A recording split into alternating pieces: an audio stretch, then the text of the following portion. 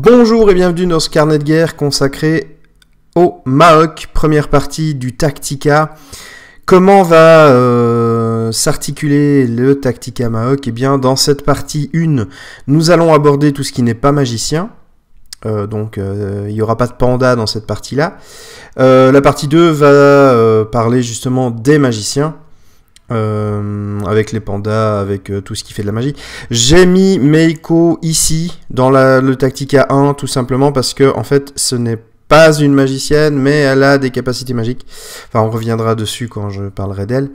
Et la partie 3 va être du partage de listes, de la discussion avec un intervenant. Vous êtes habitués.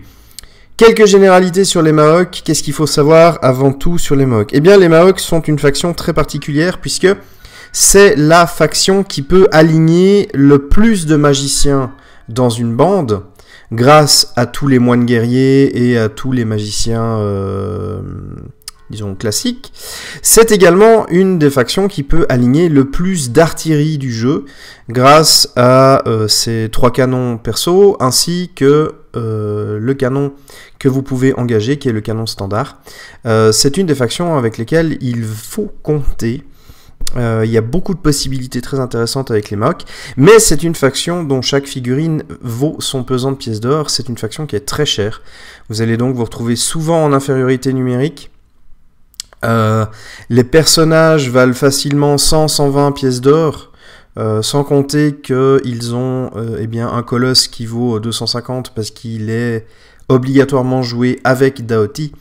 Non, c'est des figurines qui valent vraiment cher et dès que vous allez perdre une figurine, ça va vraiment vous amputer un potentiel intéressant dans votre liste, puisque les Maok, c'est aussi beaucoup de synergie, beaucoup de jeux entre les figurines. Plusieurs figurines donnent des bonus à d'autres figurines. Il y a plusieurs combos à faire, il y a plusieurs types de listes qu'on peut faire. Donc vraiment une faction très très intéressante à jouer. Moi, c'est ma deuxième faction de cœur, on va dire ça comme ça. Et du coup, c'est une faction que j'aime énormément jouer puisqu'elle apporte plein de choses. On peut vraiment faire des listes extrêmement variées. Mais toujours garder en tête que eh bien, chaque pièce de votre faction est un rouage du mécanisme global, et dès que vous allez perdre une pièce, ma foi, bah, ça va vous amputer quand même potentiellement beaucoup de choses si vous avez basé votre stratégie uniquement sur ces synergies et que vous avez besoin de toute votre bande. Et on commence par Yuanshi Xuxing. Alors déjà, pour tout le Tactica, 1, 2, 3, si quelqu'un parle chinois et qui veut me dire comment on prononce correctement les mots, il peut, n'hésitez pas.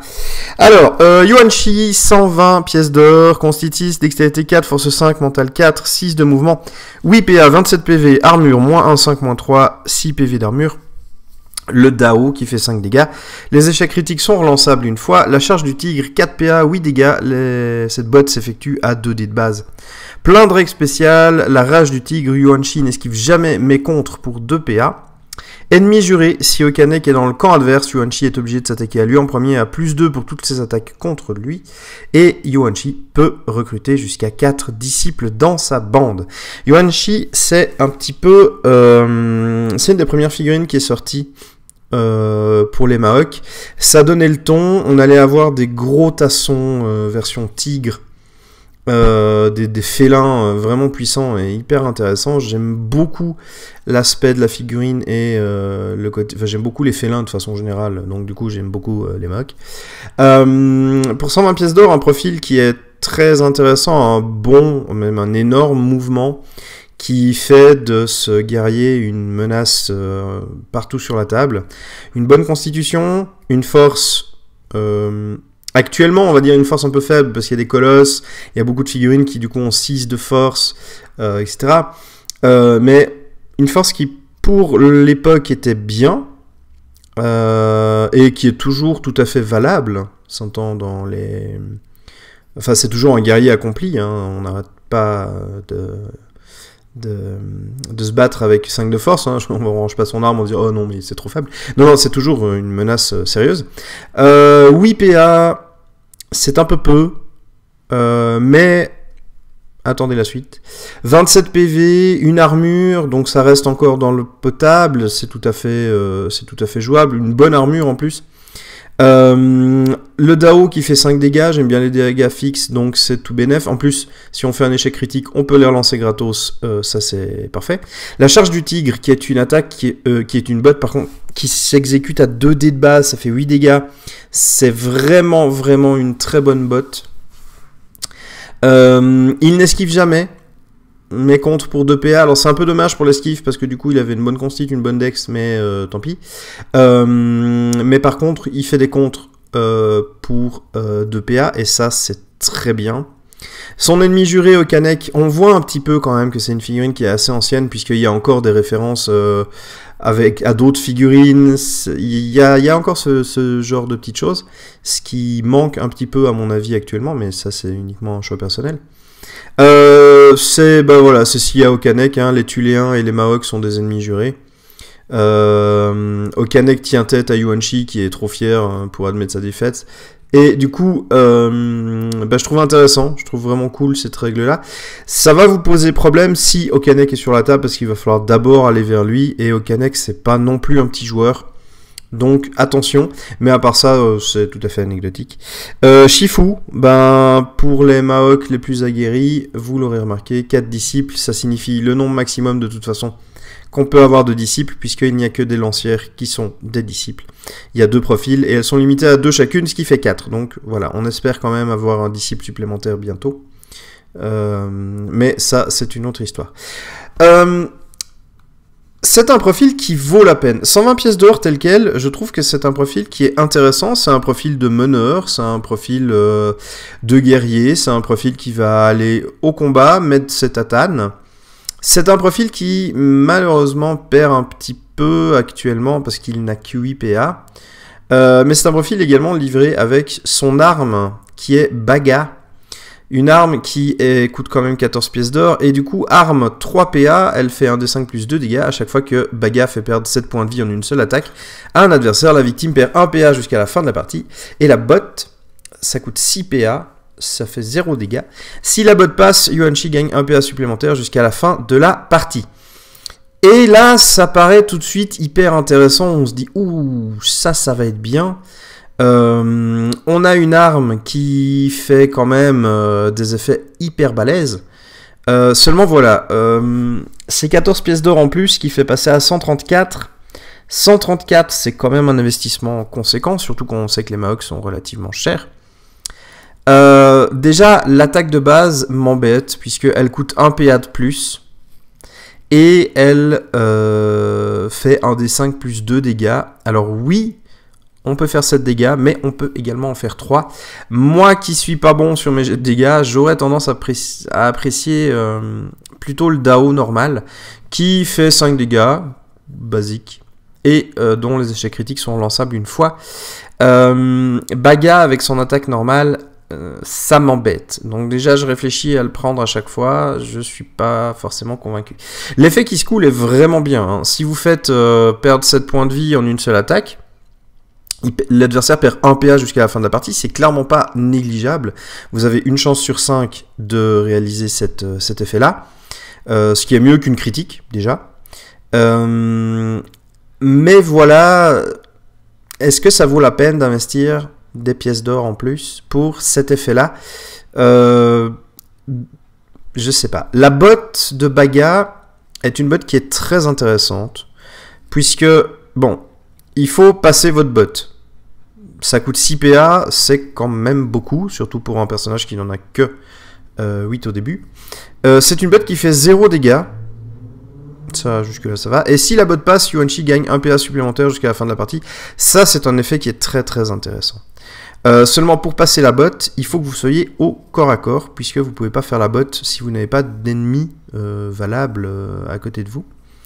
Et du coup, ça veut quand même dire qu'il va se prendre des coups en retour. Alors, on va garder ces fameux PA, enfin les 2 PA qu'il y a, plus la botte si elle passe, ça fait 3 PA pour défendre, je pense qu'on essaiera de la passer en premier.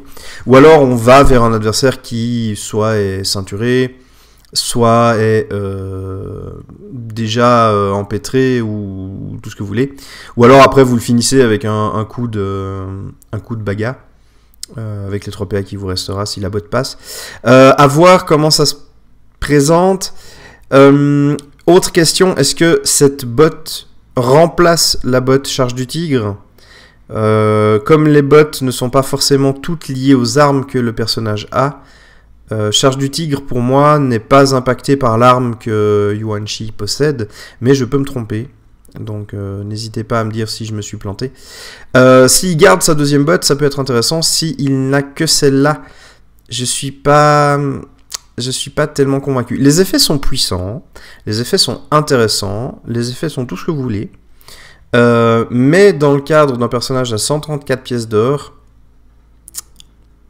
il va taper un peu moins parce que du coup ça coûte 3 PA pour taper. Les dégâts sont plus aléatoires, donc vous pouvez moins planifier comme il faut vos attaques, savoir si oui vous allez tuer cette figurine là ou pas. Pour moi c'est un peu plus tendu. J'aurais tendance à le jouer sans la plupart du temps. Par contre certains voudront jouer avec baga. Je comprends vraiment. C'est un petit peu en fonction de comment vous voulez customiser Yuan Shi. Je pense que là c'est vraiment une question de choix. C'est même plus une question de tactique ou de stratégie.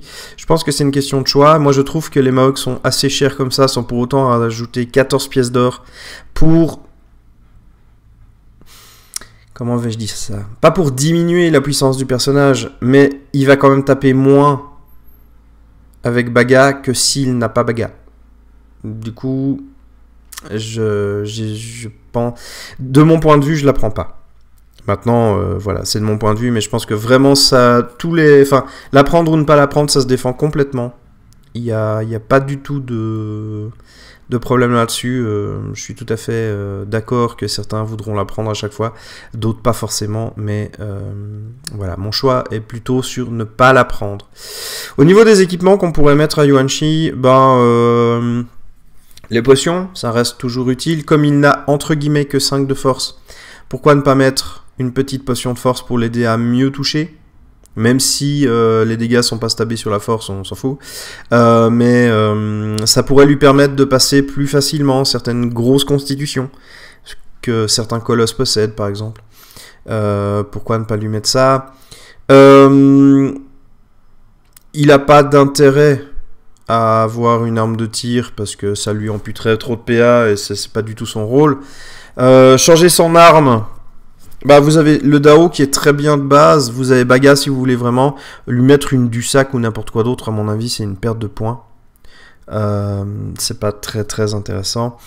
C'est un personnage qui est bien parce que comme il a pas mal de caractéristiques qui sont hautes un peu partout, enfin il a pas de caractéristiques faibles, il peut réaliser des objectifs, il peut aller taper, il peut un peu tout faire.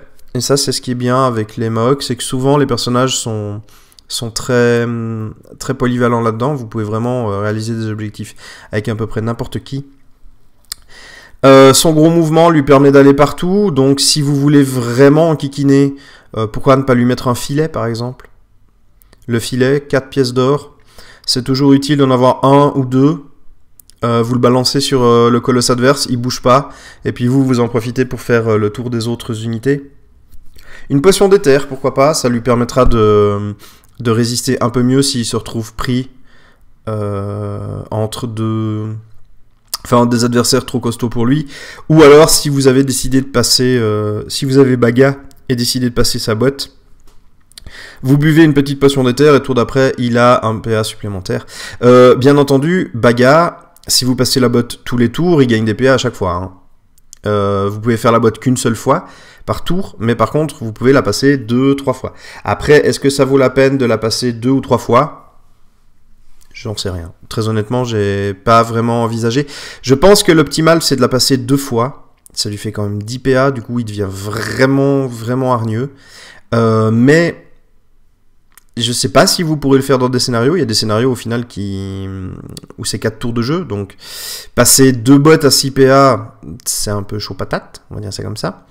Par contre, si vous avez derrière des magiciens qui lui donnent des PA supplémentaires, et qu'il a baga, là ça peut être intéressant, et là ça peut valoir le coup. Donc à voir justement comment vous allez utiliser ce personnage. C'est un personnage qui est... Bah, j'ai passé, je suis quoi, un quart d'heure dessus là. C'est un personnage qui a plein de possibilités, qui est toujours intéressant, entre guillemets, malgré son âge. C'est un peu, moi je veux dire ça comme ça, mais par rapport aux sorties actuelles, il est toujours intéressant, il démérite pas du tout.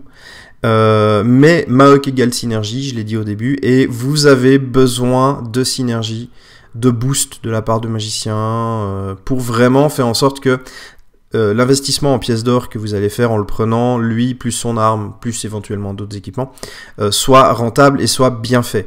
Donc, vraiment un personnage qui peut devenir une plaie pour votre adversaire, extrêmement fort, qui peut vraiment embêter tout le monde, polyvalent parce qu'il a des bonnes caracs.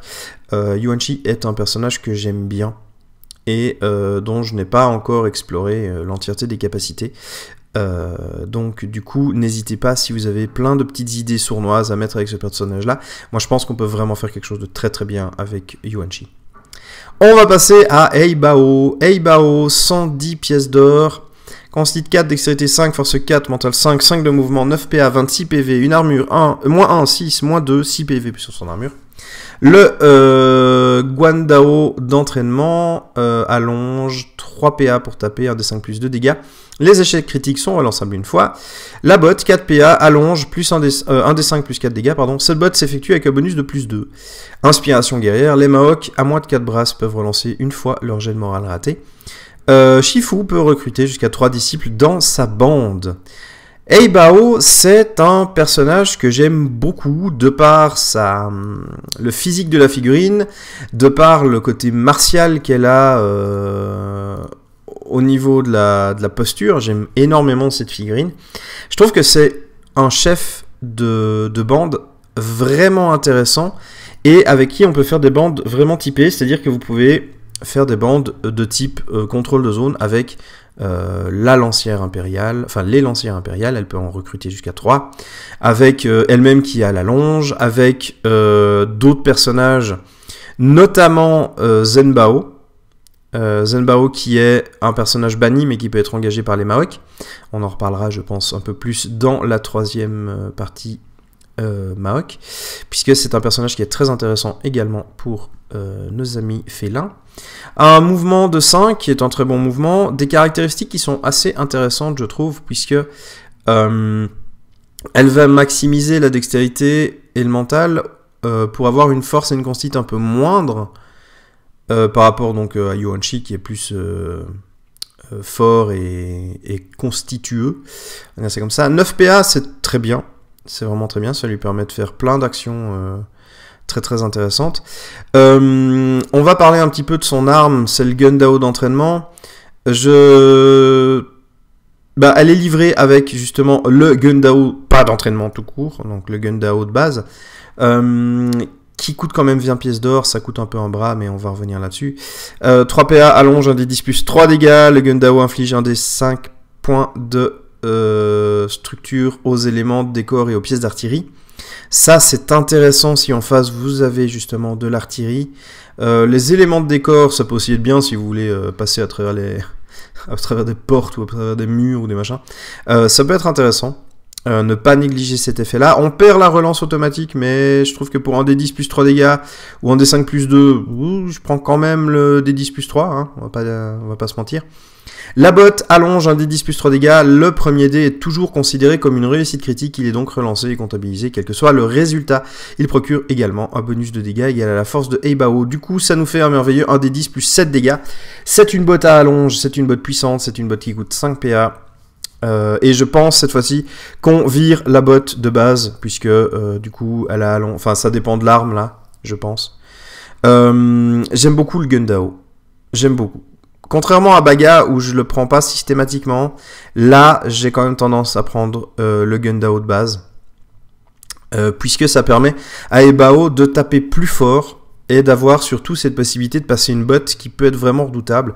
Un des 10 plus 7 dégâts, c'est clairement pas dégueu. elle est pour moi capable de faire vraiment de très très gros dégâts.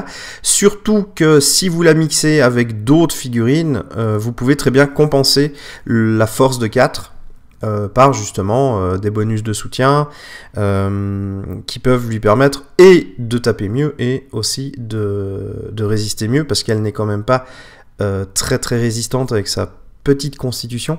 Il faudrait qu'elle fasse des esquives et des contres, mais je pense que elle est tout à fait capable de se débrouiller extrêmement bien, à condition, une fois de plus, comme à chaque fois que je parlais de Maok en fait, que derrière il y ait quelqu'un ou quelque chose, un magicien, un petit bonus de soutien. Vous devez vraiment jouer en synergie.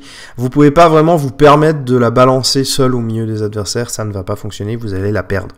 Et perdre une figurine qui vaut quand même 130 pièces d'or avec son arme, c'est un petit peu moche. C'est une figurine que j'aime bien. C'est une figurine qui m'inspire des listes. C'est une figurine qui me donne envie de la jouer en fait, tout simplement par son profil et par tout ce qu'elle peut faire. Quand je crée une liste d'armées, j'essaye quand même, enfin la plupart du temps, j'essaye d'avoir en tête une idée, un thème, quelque chose dans ce goût-là. Et je trouve que Ebao, elle se marie très très bien avec les lancières et ça peut donner des listes qui sont vraiment très très jolie sur la table de jeu, avec une puissance de contrôle de zone qui est vraiment impressionnante. Si vous avez Ebao et 2 lancières, vous avez quand même 3 figurines avec allonge, quoi. Les figurines avec allonge, ça fait quand même beaucoup, puisque le diamètre de la zone de contrôle, c'est 5 brasses.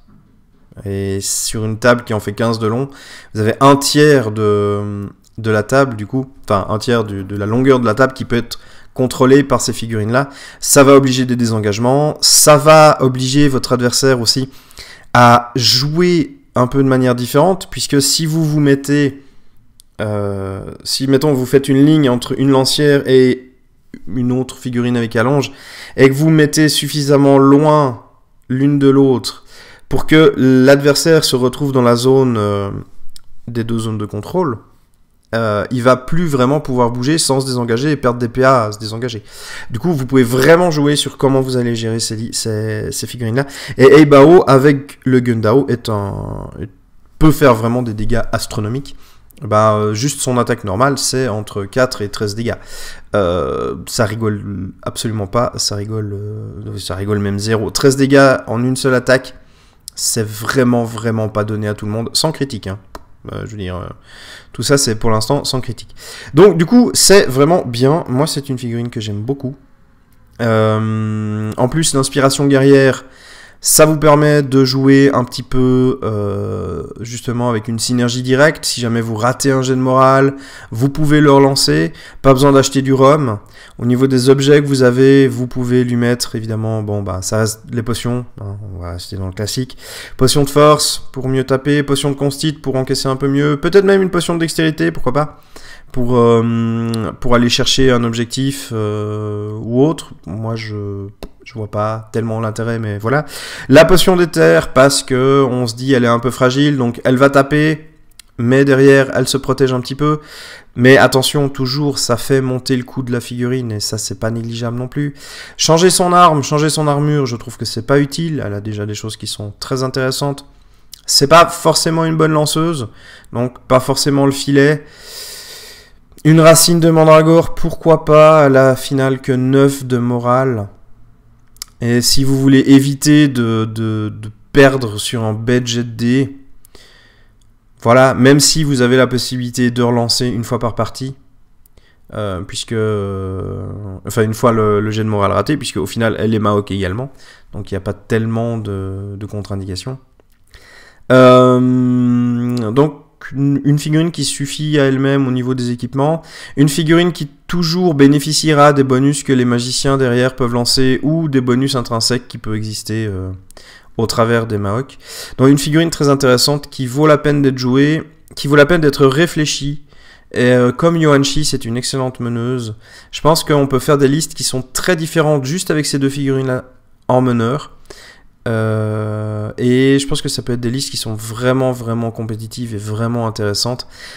Il n'y a pas que les pandas chez les Maoks. On a envie de jouer des pandas parce qu'on aime le panda. Je sais pas pourquoi l'être humain aime le panda et a décidé d'en faire une espèce en voie de disparition, parce que voilà, les êtres humains sont... Voilà, bref. Mais il faut pas oublier qu'il y a ces deux-là qui sont dans les listes, et il n'y a pas que les pandas. C'est important de bien se le rappeler, parce qu'ils peuvent amener plein de choses intéressantes. On va passer aux lancières, et je vais les traiter simultanément. Alors, deux lancières. Lancière 1, lancière 2, 75 pièces d'or par lancière. Vous voyez, disciple égale 2. Donc vous pouvez avoir 2 fois chaque profil, vu que les profils sont différents. Ce qui veut dire que vous pouvez avoir jusqu'à 4 disciples. La lancière 1, concite 3 dextérité 5, force 3, mental 5. 5 de mouvement, 8 PA, 22 PV, moins 1, 6, moins 2, 4 PV au niveau de l'armure. La lance, le Qiang, ouais, bref. Bon, bref, dites-moi comment ça se prononce, merci. Allonge, 1 D5 plus 1 dégâts, les jets de défense sont effectués avec un bonus de plus 2. Spécial contre pour 2 PA. La lancière impériale gagne 1 PA si elle se trouve à moins de 3 brasses d'un moine guerrier. Lancière impériale 2, c'est à peu près la même chose, à part qu'elle a 1 de constit en plus et 1 de mental en moins. Elle a le même nombre de PA, le même mouvement, les mêmes PV, la même armure, la même arme. Elle se désengage sur dextérité x2. Et elle a la même capacité Qin, que sa sœur, entre guillemets, jumelle. Cette capacité a été clarifiée dans le starter Maok. Et donc, je vous redonne la version finale. C'est-à-dire qu'au début de son activation, si une lancière se trouve à 3 brasses d'un moine guerrier, elle gagne 1 PA. Si elle se trouve à 3 brasses de 2 moines guerriers, enfin, si deux moines guerriers se trouvent à 3 brasses d'elle, elle gagne 2 PA, etc., etc. Donc, en fonction de votre liste, vous pouvez gagner 2, 3, 4 PA. 4 PA, ça va quand même être chaud patate. Mais vous pouvez gagner beaucoup, beaucoup de PA grâce à ça, ce qui en fait des guerrières redoutables, puisque elles peuvent monter, je vais pas dire facilement, mais elles peuvent monter quand même relativement aisément à 9-10 PA. Taper avec la lance ne coûte que 2 PA, et malgré le fait que ça fasse des dégâts aléatoires, eh bien on a quand même quelque chose qui peut faire beaucoup, beaucoup de dégâts.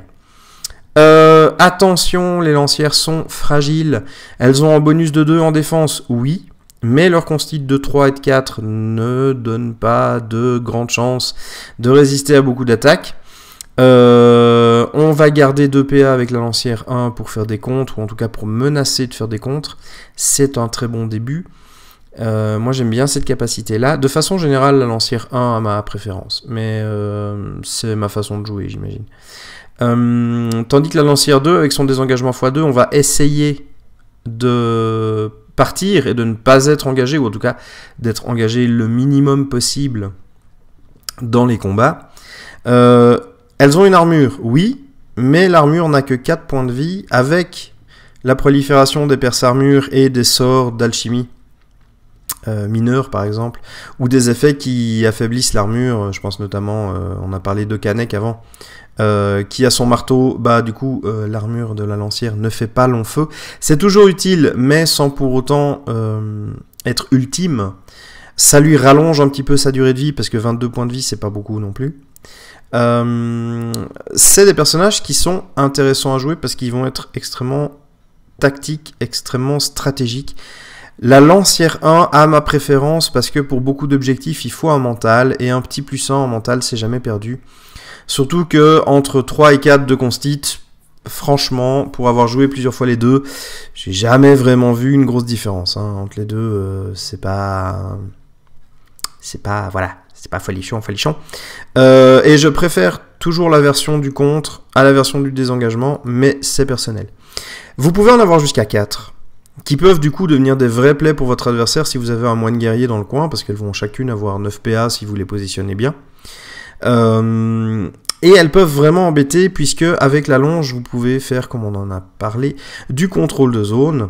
Vous pouvez aller enquiquiner un adversaire parce que, je ne sais pas, un objectif nécessite d'être hors d'une zone de contrôle adverse. Donc vous vous mettez un petit peu en sécurité, vous mettez votre lancière à portée de l'objectif, du coup vous contrôlez entre guillemets cet objectif, et l'adversaire ne peut pas, que ça soit creuser, ouvrir un coffre ou autre. Même topo, si vous avez des viatiques, si votre adversaire a des viatiques, il va pas pouvoir utiliser les viatiques si vous êtes à deux brasses, puisque vous avez la longe. Donc des personnages très intéressants, très tactiques, avec un positionnement très important. Vous pouvez pas les placer n'importe où, puisqu'elles ne résisteront pas à n'importe quoi.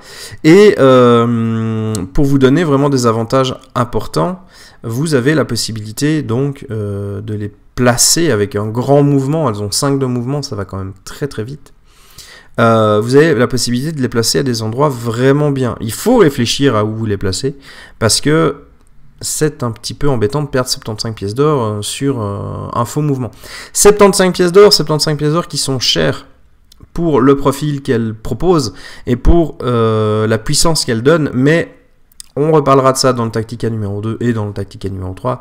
Vous avez, grâce à la sortie du Starter Pack, moyen de descendre ce coût à 65 pièces d'or, ce qui en fait... ce qui les rend... hyper attractif et hyper intéressant. En plus, souvent, il y a un autre effet qui se coule derrière. Bref, c'est une carte qui est, à mon avis, très intéressante à jouer avec les disciples. Et on peut faire beaucoup de choses avec ces lancières-là.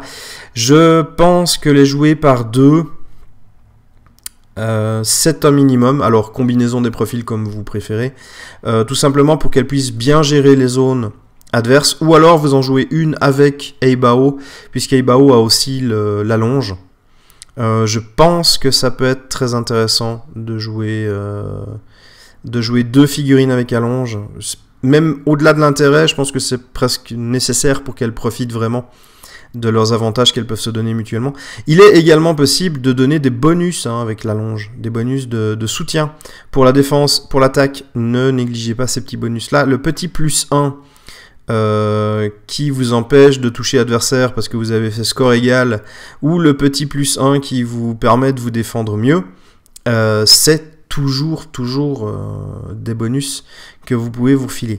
Évidemment, elle gagne en pouvoir avec les divers magiciens qui pourrait y avoir dans le jeu. Les petits sorts de soutien pour plus de défense, pour une meilleure attaque, pour plus de PA. Bref, comme d'habitude, elle bénéficie vraiment pleinement de tout ce qu'on peut leur offrir. Et jouer intelligemment, ça vient vraiment des plaies. Sérieusement, c'est une des figurines que j'ai appris à jouer. Je l'ai joué dès le début que j'ai joué Maok, et j'aimais pas tellement. Je trouvais le profil assez faible, pas très intéressant entre guillemets. Et au fur et à mesure que j'ai commencé à jouer les lancières, et surtout avec le Starter Pack, qui leur donne vraiment des bonus très intéressants parce que c'est des disciples. Ouais, vraiment, ça devient des figurines que je prends plaisir à redécouvrir, à rejouer. Elles sont capables de gérer à peu près toutes les tables de jeu que vous aurez en face. Elles ont du coup un bon mouvement, ce qui leur permet de faire beaucoup de distance, grimper assez aisément avec un minimum de PA. Elles ont la longe qui leur permet de toucher à distance, même s'il y a un bosquet, un fourré ou même en hauteur. Elles ont plein de possibilités qui leur permettent de gérer énormément de choses au niveau des tables de jeu. Et ça, c'est un gros avantage par rapport à beaucoup de figurines qui, si subitement elles se retrouvent sur une table, elles sont complètement perdues. Là, la lancière a la capacité de gérer à peu près tous les écosystèmes de table, si on peut dire. C'est des figurines que j'aime vraiment beaucoup, mais j'ai dû apprendre à les rejouer. Et ça n'a pas été facile parce que on se dit voilà, c'est comme ça que ça se joue, c'est des figurines qui sont faibles ou qui sont fragiles, mais en fait elles le sont pas autant si on sait les jouer comme il faut. Et je vous invite à les tester plusieurs fois avec plusieurs combinaisons de soutien et de support.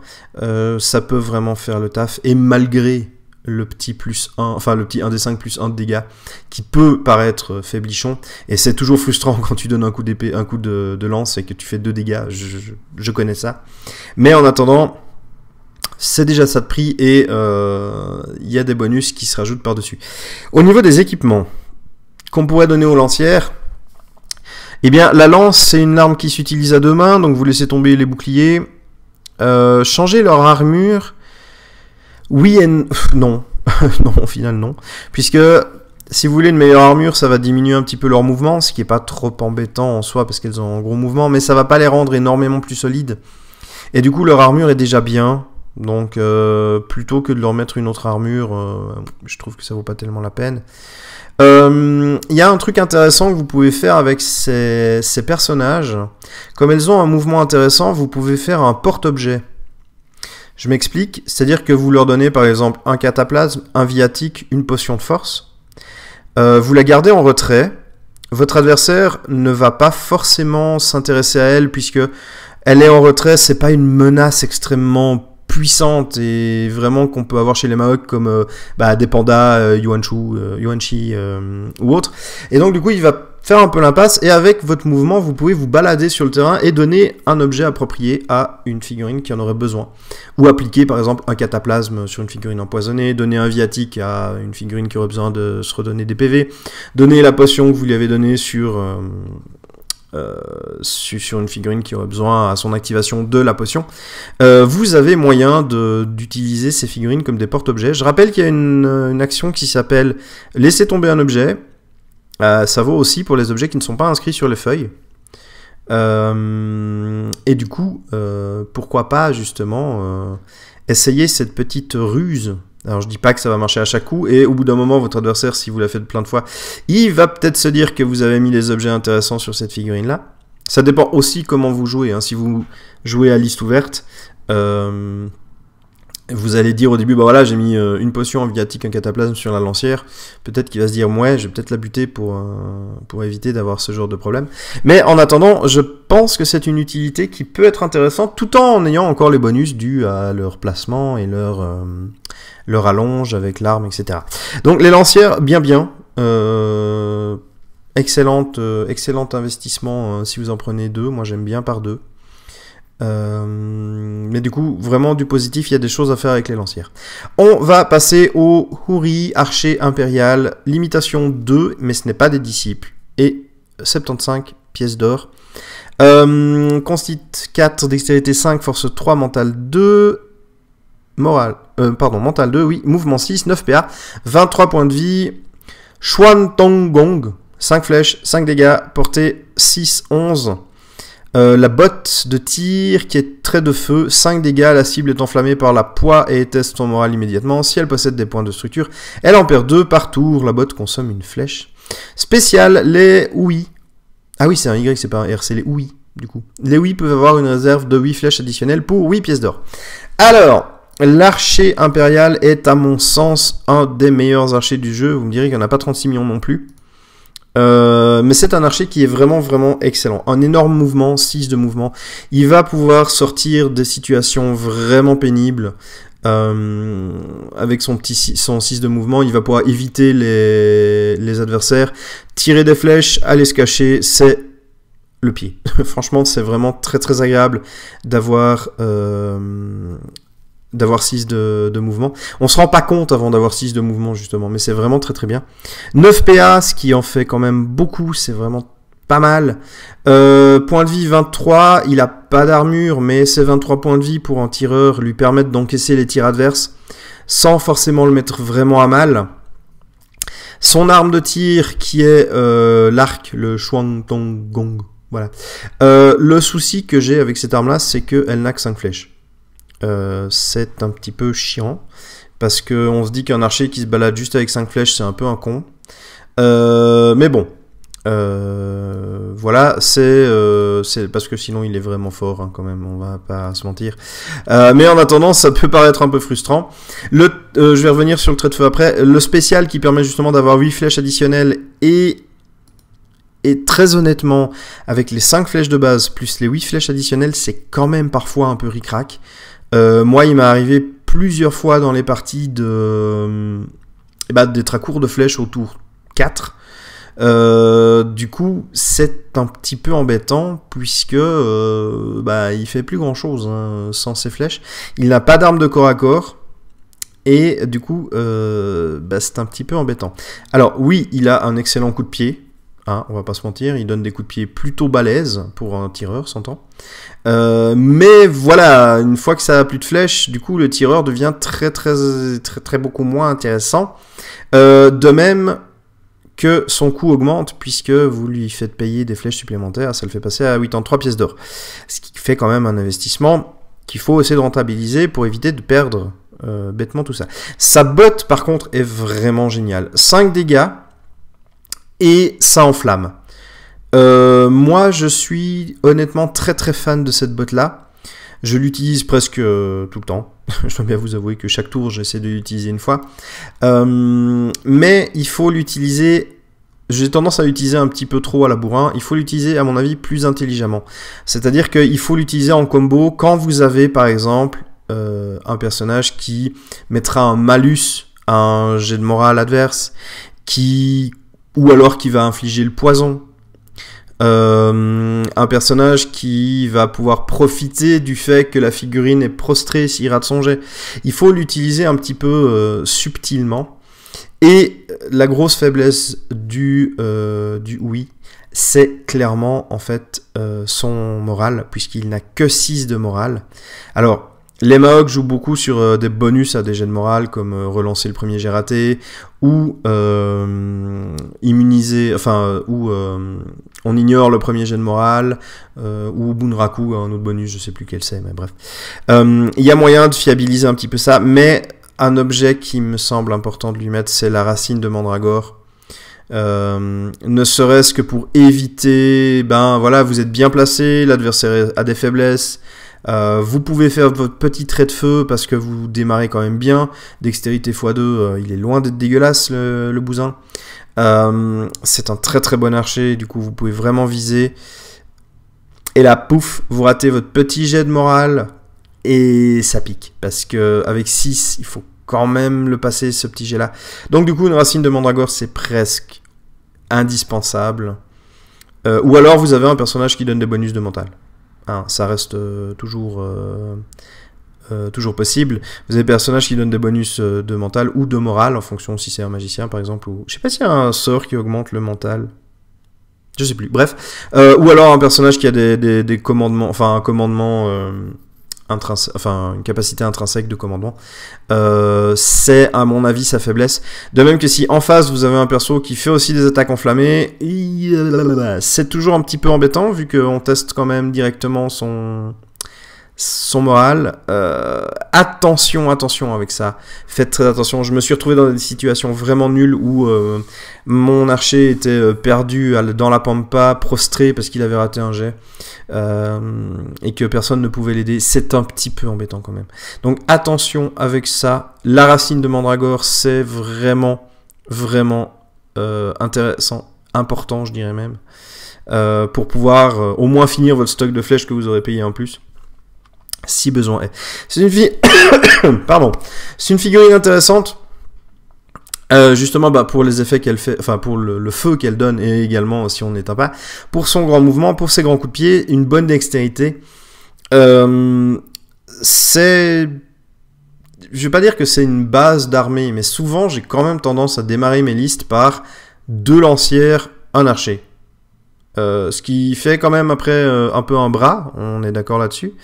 Mais 2 lancières, un archer, je trouve que c'est assez intéressant. Après, si vous avez Eibao par exemple, vous pouvez garder une lancière et mettre 2 archers, et là votre adversaire va commencer vraiment à vous détester, parce que 2 archers dans la place, aïe, ça commence à piquer. Les flèches font 5 dégâts, mais la portée courte est assez grande, du coup vous allez aussi relativement facilement pouvoir faire 6 dégâts, de même que vous avancez, mouvement gratuit, 6 brasses.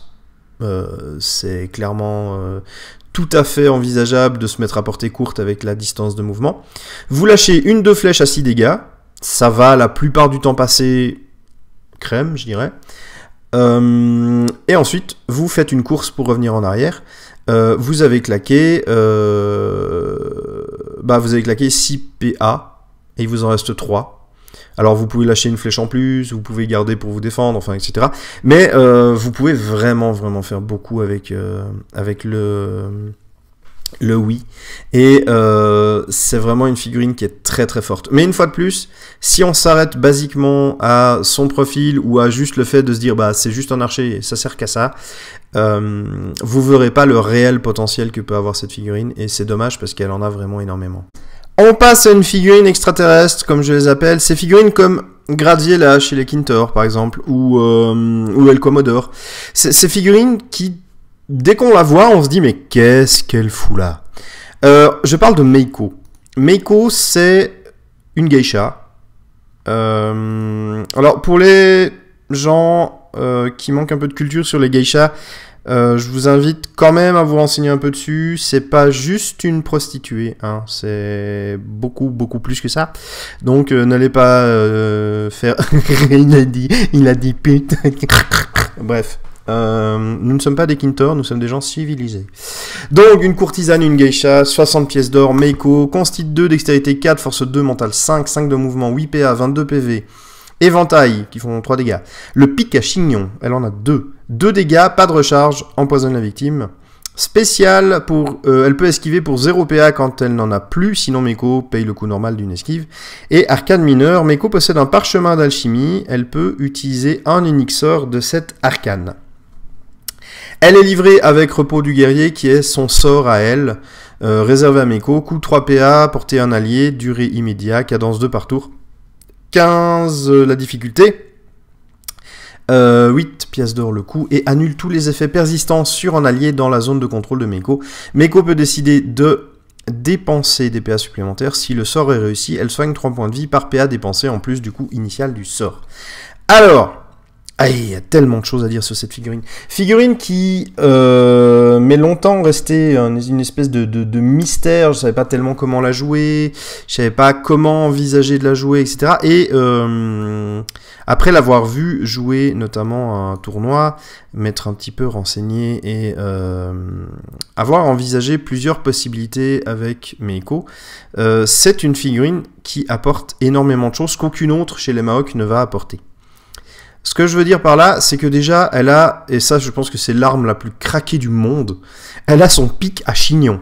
Le pic à chignon est une arme de tir qui n'a pas de portée, donc voilà, et qui empoisonne la victime. Donc au début au début de l'activation, si vous avez une ligne de vue sur la figurine qui se trouve diagonalement opposée à l'autre bout de la table, vous pouvez lancer le pic à chignon, il n'y a pas de problème. Elle peut à la portée infinie, tout ce que vous voulez. C'est un petit peu ces guerrières dans les mangas ou les films chinois, où elle balance des trucs, vous savez pas comment elle fait, mais en tout cas ça arrive jusqu'au bout et ça empoisonne la victime, voire dans certains animés et dans certains films, ça la tue direct. Non, alors l'avantage c'est que c'est aussi une des rares qui donne le poison. Parce que faut pas oublier que chez les Maok, il n'y a pas tellement d'effets secondaires au niveau des armes, donc peu de saignement, enfin pas de saignement je crois. Je dis peut-être des bêtises, mais là tout de suite j'ai pas de saignement en tête, pas de poison et pas de choc électrique. Donc pour l'instant c'est pas top. Mais du coup elle a le poison et c'est déjà un grand plus, sachant que le poison est vraiment quelque chose de fort. Et on avait parlé justement... du oui qui faisait faire des jets de morale, et ben voilà, hein, Meiko, paf, petit coup de poison, on laisse agir un tour ou deux, et rebelote, le petit tir enflammé qui prostre la figurine adverse. Bref, petite combo. Son sortilège à elle est à mon avis le meilleur sortilège qu'elle puisse prendre sans être obligée de claquer automatiquement un dé en plus. Pour le lancer. Dans les sorts d'alchimie qui sont accessibles à Meiko, il y a plein de choses très intéressantes. Vraiment. Mais si vous voulez un lanceur de sortilège, prenez Daoti. Il coûte un peu plus cher, mais au moins il va lancer des sorts comme un magicien. Meiko a le droit à un seul sort, et c'est un sort qui, ma foi, est vraiment pas mal du tout. Son effet basique, vous allez supprimer les effets permanents. Donc ça peut être un effet, les effets persistants. Ça peut être un effet de saignement, un effet de poison, un effet de choc électrique. Peut-être pas le choc électrique. Je dis peut-être de la bêtise. Il faut vérifier si il est marqué qu'aucun effet, enfin que rien d'autre ne peut annuler un choc électrique. J'ai un doute subitement. Mais vous pouvez également enlever un effet néfaste qui serait arrivé sur un de vos personnages. Et je trouve que c'est un sort très intéressant. En plus, vous rendez 3 points de vie par PA supplémentaire que vous utilisez après avoir vu si le sort passait ou pas. Et ça, c'est vraiment très bien. Puisque vous allez pouvoir soigner vos Maoks. Soins qui sont quand même relativement onéreux, que ce soit des sortilèges comme l'onde revigorante, ou alors que ce soit des cataplasmes ou des viatiques. Pour des figurines qui coûtent déjà cher, investir dans du soin, c'est pas forcément toujours évident. Parfois on est un peu ric-rac au niveau des PA. Pas des PA, des PO. Et c'est pas toujours évident d'avoir ce qu'il faut. Là, c'est un petit sort vraiment agréable. Il n'est pas trop compliqué à lancer, vous avez une chance sur 2 de le réussir quand même. Et vous avez vraiment moyen de faire quelque chose de sympa en soutien avec ce personnage. L'éventail qui fait 3 dégâts avec sa force de 2, voilà, hein, on va pas dire que ça fera beaucoup de dégâts. Sa capacité de défense, elle est intéressante, mais une fois de plus... Ça veut dire quoi? Ça veut dire qu'on n'a plus de PA pour défendre, donc on peut pas faire une relance, on peut pas faire un... Comment? On peut pas faire une relance, on peut pas faire un bonus pour booster la défense si jamais vraiment quelqu'un de gros nous attaque. Du coup, c'est intéressant quand on est vraiment pris au dépourvu, mais j'irai pas utiliser tous ces PA juste en me disant si elle a plus de PA, elle esquive gratos. Je pars pas de ce principe-là, parce que même en esquivant, elle démarre que à 6, ce qui n'est pas énorme. Et du coup, ça peut poser un peu problème. Bon, c'est une figurine qui n'est pas chère pour les Maoks. Enfin, c'est une des moins chères, voire la moins chère de tous les Maoks. Et on peut pas non plus lui demander d'abattre 5 millions d'adversaires juste du regard. La concile de 2, c'est un petit peu embêtant, hein, on va pas se mentir. La force de 2, vous n'allez pas toucher grand chose. Mais par contre, la dextérité de 4 et le mental de 5 en font une très bonne figurine qui va s'occuper des objectifs, pendant que les autres vont s'occuper des figurines adverses. Ça peut être vraiment intéressant à ce niveau-là. Moi, c'est une figurine que j'aime beaucoup, tout simplement parce que j'ai dû changer ma vision du jeu pour pouvoir l'utiliser. Je pense pas que TGCM fasse des figurines inutiles. Je pense que chaque figurine a son utilité. Chaque profil est pensé, réfléchi pour apporter quelque chose à l'équipe. Alors parfois il y a des couacs, parfois ils se rendent peut-être compte après que le profil n'est pas forcément adéquat, ou qu'il y a peut-être un petit truc qui a cloché à ce moment-là, mais en soi c'est pas très grave. Et du coup je me suis quand même demandé comment utiliser cette figurine-là. À mon avis, par rapport aux menaces que peuvent sortir les Maoks, elle va assez facilement passer inaperçu, en tout cas au début, jusqu'à ce que vous utilisiez repos du guerrier qui peut soigner. Le coût du sort, c'est 3 PA de base, vous claquez 2 PA supplémentaires, ça rend 6 PV, ça enlève un effet persistant. Moi je pense que ça va vite devenir une priorité de l'adversaire de buter le healer, hein, comme dans beaucoup de jeux. Et avec les PA qui lui restent, elle se barre en courant, elle a 5 de mouvement, elle peut aller vraiment à des distances colossales, se cacher derrière n'importe quel autre gros tasson pour essayer d'avoir un peu de bonus de défense. Non, je pense qu'on peut vraiment faire des choses hyper intéressantes avec Meiko. Et surtout son petit chignon, le petit pic à chignon, moi ça me vend du rêve. Hein. J'imagine tout à fait décrocher son petit pic à chignon et faire pouitch, et le machin il part à 15 km. Je trouve ça très très drôle.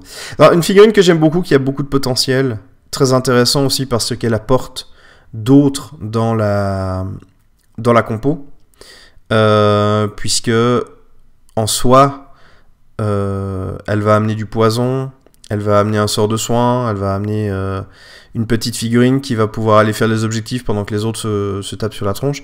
Au niveau des équipements qu'on peut lui mettre, ça vaut pas tellement la peine de changer son arme de corps à corps. Au final, entre l'éventail, un stylet ou je sais pas quoi, voilà, on peut passer outre. Le pic à chignon, alors il est marqué pas de recharge Hein, qu'on soit clair. Mais le pistolet du Commodore, il n'y avait pas de recharge aussi qui s'était écrit, et pourtant avec balle et poudre, on peut recharger. Comme c'est une arme de tir, ok, c'est des pics à chignon, je suis d'accord. Est-ce que, mais techniquement, balle et poudre, ça marche sur les armes de tir. Pic à chignon, c'est une arme de tir. Est-ce qu'on peut utiliser balle et poudre? Je pense que la réponse est non. En tout cas, quand j'ai dit cette phrase-là, ma logique m'a crié dans la tête, mais non, mais t'es con, ça marchera pas, espèce d'andouille. Mais je demande, hein, par acquis de conscience, parce qu'il peut y avoir des petites subtilités qui me dépassent. Je vois pas tellement quel équipement lui mettre, très honnêtement. Tout comme les lancières, vous pourriez décider d'en faire un porte-objet. C'est-à-dire que vous pourriez lui mettre une potion, un viatique, un cataplasme, pour aller les utiliser sur d'autres figurines ou pour donner à d'autres figurines. Ça peut toujours être une idée qui peut être intéressante. Mais là, peut-être une racine de mandragore également, puisque au final elle a quand même un moral de 7, c'est pas énorme. Donc si vous n'avez pas un personnage qui booste le moral des Maok, à voir comment vous voulez faire ça. Moi, de mon point de vue, c'est une figurine qui suffit à elle-même. Elle va évidemment bénéficier, comme toutes les autres, de tous les bonus qu'on peut lui apporter via sort et autres, mais c'est pas la première c'est pas la première que je ciblerai au niveau des sorts et de la magie, puisque son rôle va principalement s'utiliser en soutien, et du coup, c'est pas forcément le plus utile. Rien n'empêche d'avoir le sort célérité, par exemple, pour lui donner un mouvement encore plus grand, pour pouvoir aller apporter, faire son propre sortilège sur une figurine éloignée. Mais de façon très générale, je pense que c'est une des rares figurines Maok qui peut faire ce pourquoi elle est là, sans vraiment avoir besoin de soutien ou de support. Et c'est aussi pour ça que je l'aime beaucoup.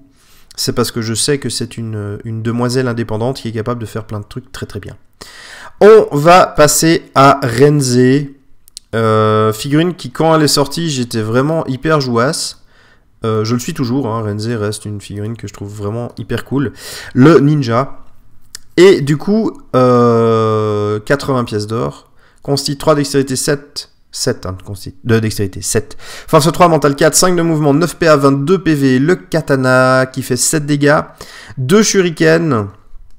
1 des 5 plus 1 dégât, peut lancer un shuriken 2 fois par partie jusqu'à 5 brasses.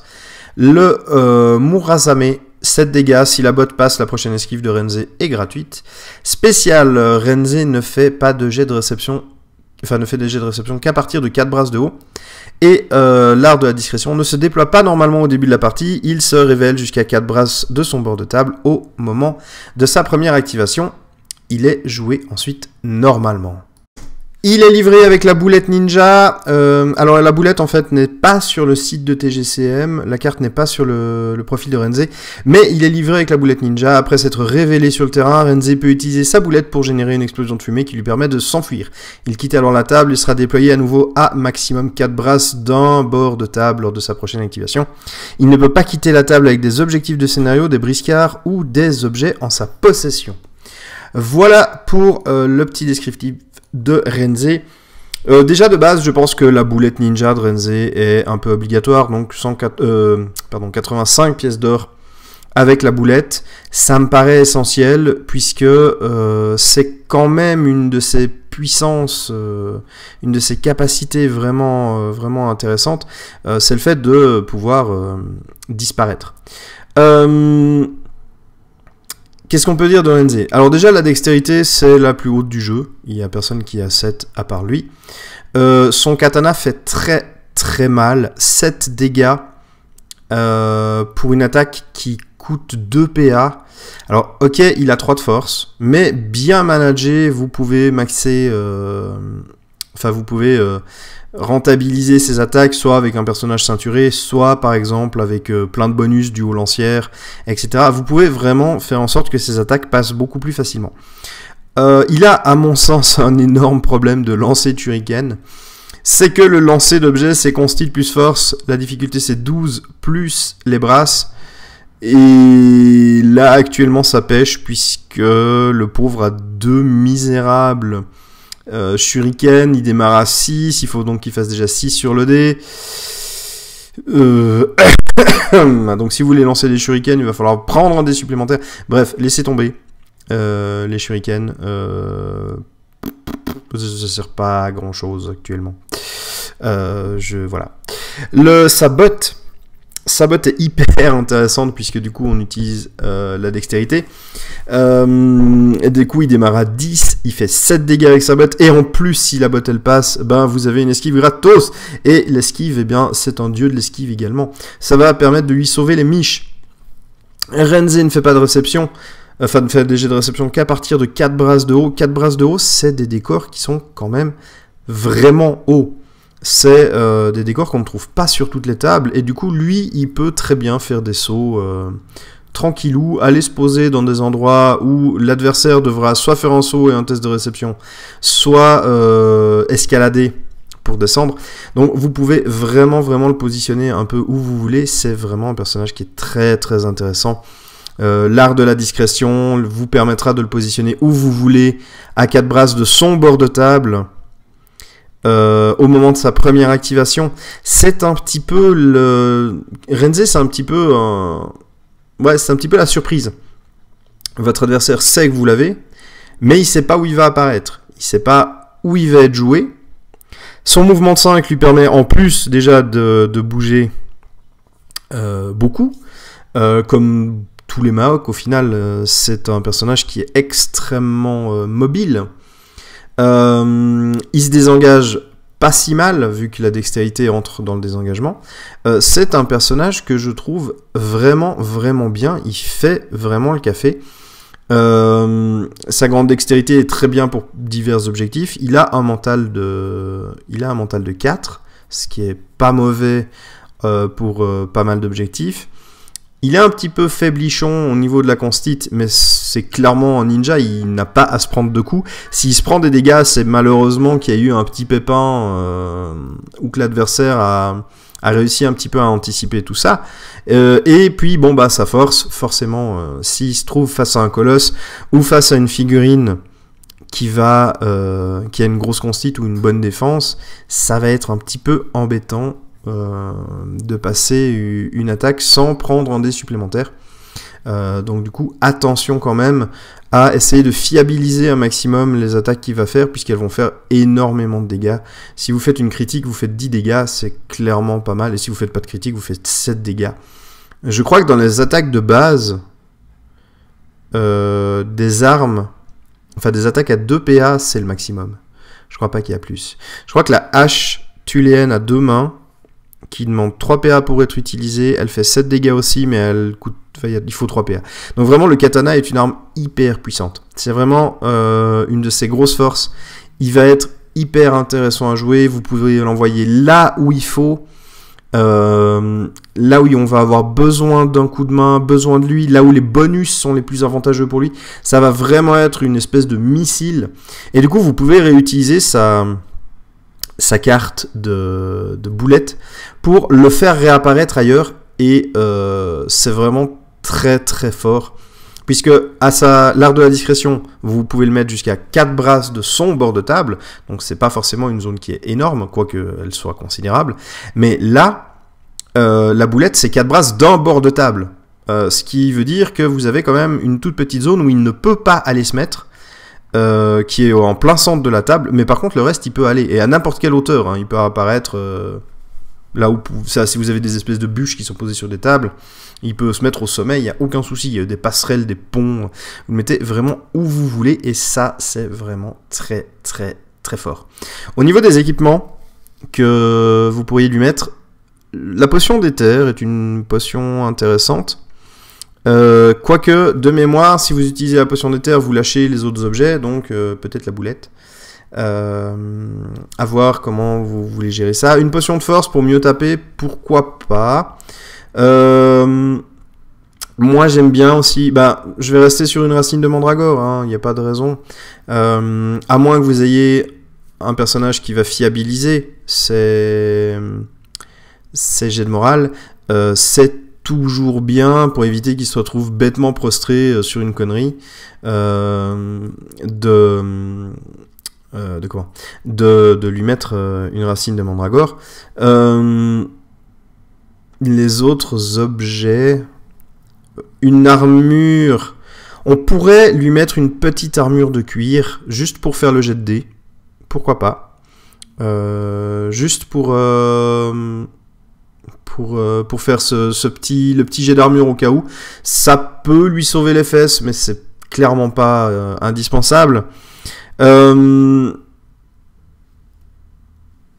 Il n'a pas d'arme de tir, vu que les shurikens sont des armes de lancer et pas des armes de tir. Donc on serait tenté de lui mettre une arme de tir parce que du coup il aurait la dextérité nécessaire pour faire des tirs de fou furieux. Mais ça va lui prendre des PA pour recharger. C'est encore pas... Ouais, je suis pas convaincu qu'il ait besoin de quelque chose supplémentaire. Je pense que c'est un personnage qui, un peu comme Meiko, se suffit à lui-même. Évidemment, il profitera de tous les bonus, et pour attaquer, il a intérêt à en avoir si vous voulez vraiment passer une défense conséquente en face. Mais c'est un personnage qui peut jouer un peu le personnage solitaire dans un coin. Il va s'occuper, je sais pas, de cartouches avec El Diablo. D'une pièce d'artillerie isolée, il va s'occuper, enfin du servant plutôt, parce que la pièce d'artillerie en soi, voilà. Il va s'occuper d'un petit magicien qui sera resté en retrait, ou même d'un gros, en fonction de ce qu'il y a. Il va vraiment pouvoir aller là où vous en aurez besoin. Ça va être une frappe chirurgicale, et pas à l'américaine, hein, parce qu'il n'y aura pas de dégâts collatéraux là. Il va donner ses coups d'épée. Et puis boum, la boulette, il repart, et puis il réapparaîtra ailleurs le tour d'après. C'est un personnage qui peut énormément frustrer votre adversaire, un petit peu comme Jarod. Parce qu'au final, vous n'allez pas forcément pouvoir le cibler tout de suite, et un Jarod bien joué est insupportable parce qu'il se rend inciblable sans arrêt. Mais Renze va pouvoir apporter justement ce côté insaisissable qu'il va vous falloir pendant 1 ou 2 tours. Et vraiment pouvoir faire les dégâts qu'il faut. Après, une fois qu'il sera à découvert, si je puis dire, je pense que votre adversaire sera tellement frustré qu'il va passer ses nerfs dessus, donc du coup les autres Mahog à côté vont peut-être être un petit peu plus... ça va être un peu plus léger, enfin un peu plus souple. Mais c'est un personnage que j'aime énormément, il apporte vraiment plein de punch à une liste. Et c'est vraiment très très agréable. Alors c'est flippant quand vous l'avez en face parce que vous savez pas trop où il va apparaître, vous osez pas jouer. Vous pouvez très bien décider de jouer en tas, ou en tout cas de ne pas vous avancer trop pour éviter justement qu'à sa première activation il vous tombe vraiment dessus et vous fasse beaucoup de dégâts. Mais malgré ça, il peut quand même apparaître, il a quand même droit à son mouvement gratuit. Du coup il a déjà fait 4 brasses, à peu près 4 brasses avec son apparition, il refait 5 brasses avec son mouvement gratuit, à moins que vous n'ayez pas bougé et que vous soyez au fond de la table, du coup il va quand même réussir à vous comment dire ça, il va quand même réussir à vous attaquer quoi, et à faire des dégâts. Donc c'est vraiment une menace à prendre en considération. Elle n'est pas invincible, mais elle est frustrante au début parce que ça va disparaître. Mais c'est une menace qu'il faudra prendre en compte dans votre façon de jouer si vous affrontez Renze, pour éviter les petits pépins qu'il peut vous causer.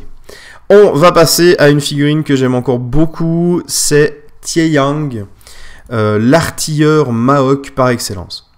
Tieyang, 63 pièces d'or, constitue 4, dextérité 4, force 4, mental 2, 4 de mouvement, 8 PA, 26 points de vie, une armure 0, 7 moins 2, 6 points de vie sur l'armure. Le Lang, s'il y a des petits accents sur les lettres, ça doit se prononcer autrement. Bon, bref, 6 dégâts, et il a plein de capacités qui sont tellement cool. Rafistolage, ça coûte 2 PA, 6+, répare 2 cases d'armure au choix, sauf si elle est complètement détruite. Affûtage, au début de la partie, il peut tenter d'affûter une arme tranchante d'un allié sur 7+, il provoquera le saignement pendant 1 des 5 tours. Les Tieyang peuvent être recrutés en plusieurs exemplaires uniquement s'ils sont tous servants d'artillerie en début de partie. C'est une figurine que j'aime pour beaucoup de raisons. Premièrement, elle est pas chère, ce qui n'est pas donné pour les Mahok, vu que 63 pièces d'or, ça fait partie du pool bas des coûts pour nos amis les Mahok. J'aime énormément son profil qui a 4 partout, on se prend pas la tête, à part 2 en mental.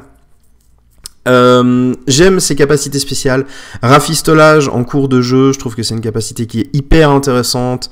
Il y a pas mal de figurines Maok qui ont quand même des armures, que ce soit les lancières, que ce soit le nouveau Kao Kao qui a une armure qui est quand même conséquente. Lui-même a une armure, que ce soit Ebao ou Yuanchi. Ils ont des armures et du coup cette capacité elle est vraiment cool. Ça coûte pas si cher. Vous avez une chance sur 2 de la passer. Pourquoi pas? Je dis pourquoi pas, c'est gratuit, ça coûte rien, c'est bien. Affûtage est une compétence vraiment cool parce que en fait c'est complètement gratuit. Sur 7+, ça provoquera le saignement. Alors c'est une compétence que j'oublie 90% du temps, hein. Donc je joue Taeyang mais j'oublie complètement affûtage. Mais les 3 ou 4 fois où je m'en suis rappelé, je crois que c'est passé 2 fois et du coup même le saignement un tour. Alors, il faut pas non plus devenir complètement idiot quand on a le saignement durant un tour et se dire je charge absolument pour utiliser le saignement. Non, vous en foutez, c'est gratuit. Donc, si vous avez un seul tour de saignement, c'est pas grave si vous l'utilisez pas. Mais en tout cas, ça c'est... Moi, je l'ai eu 3 tours et 2 tours, je crois. Et j'ai quand même réussi à l'utiliser. C'est un saignement, mais ça fait quand même le saignement. Et l'avantage qu'il a, c'est qu'il peut être recruté plusieurs fois. Donc vous pouvez avoir plusieurs fois les réparateurs, vous pouvez avoir plusieurs fois l'affûtage, mais à condition d'être servant d'artillerie, et on va passer à l'artillerie après, bien évidemment. On va pouvoir parler de ces fameux canons. Pourquoi c'est une figurine que j'aime aussi? C'est parce qu'il a une arme toute bête et elle fait 6 dégâts. Le mec il tape avec 4 de force, c'est une force qui est pas excessivement élevée, mais c'est clairement pas une force négligeable, et ça fait 6 dégâts. Le coup de Mayoche, mon dieu, ça fait tellement mal. Surtout que si vous le mettez en servant d'artillerie, bah, il va rester proche de son canon. Donc, en fonction de ce qu'il va y avoir, qui va venir essayer de choper le canon, c'est souvent des petites figurines qui sont rapides. C'est pas forcément une figurine qui est extrêmement puissante. Elle va plutôt, celle-là, se concentrer sur les autres menaces Maok que vous avez à côté. Et du coup, bah, vous pouvez gérer les petites menaces sur votre canon grâce aux 6 dégâts. Vous mettez 2 ou 3 tatanes, ça va calmer passablement de monde. Il a beaucoup de PV. Pour une figurine qui vaut 63 PO, ça je trouve que c'est très bien. Il a une armure qui est... Comment on va dire ça? Elle est à la fois anecdotique et pas anecdotique, parce que souvent vous allez faire 0 dégâts de suppression. Mais par contre, quand vous allez réussir à enlever 2 points de dégâts, eh ben vous allez être hyper content. Elle a quand même 6 points de vie, cette armure, donc elle peut résister quand même un petit moment, et il peut la rafistoler lui-même aussi. Le rafistolage, petite question, est-ce que ça fonctionne sur des armures naturelles? Est-ce qu'on peut rafistoler un Birgus? Hein, bonne question. Est-ce qu'on peut rafistoler la monture Maok? J'imagine que non, mais je pose la question, ça ne coûte rien. C'est une figurine que j'aime vraiment, enfin je l'ai dit 3 ou 4 fois, donc je pense que vous avez compris. Mais elle a quand même des défauts, hein, faut pas déconner. Son moral qui est très bas.